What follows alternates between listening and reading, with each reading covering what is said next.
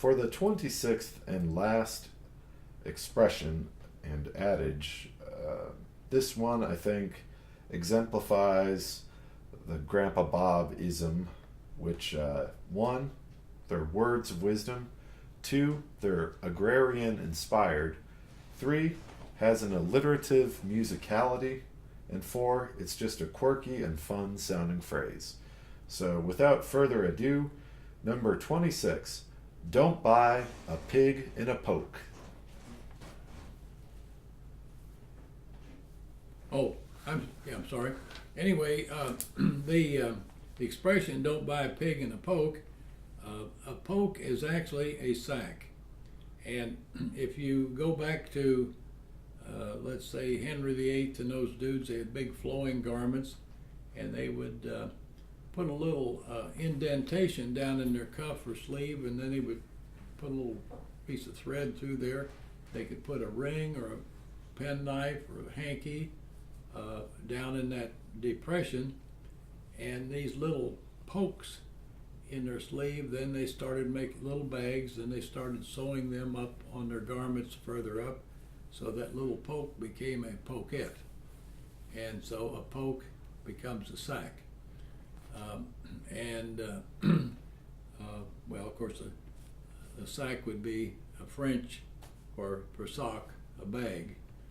But a poke or a sack is roughly the same equivalent. A cul-de-sac, for example, a cul-de-sac looks like a little bag,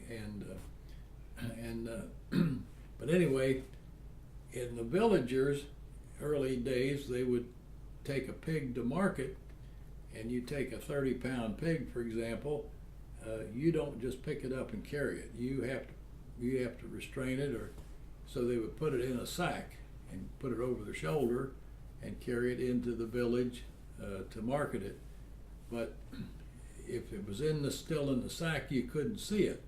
So the other person shouldn't buy it until he saw the pig, because you could have had a cat in there, so the expression "don't buy a pig in a poke," you wanted to see what it is you're getting, and you didn't know whether the pig was, until the pig was out.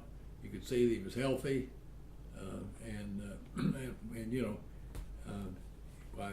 then you would buy him, or you didn't buy him. So, but don't buy the pig in the poke. So, and it becomes true with all kinds of deals. In other words, until you understand the fine print and some of the ramifications, why then don't buy it. So even if Honest John says it's a good deal.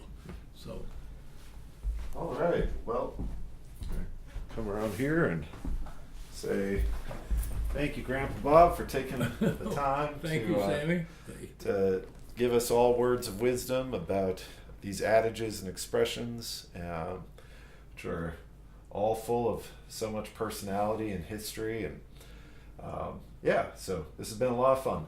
Thanks, everyone, for watching.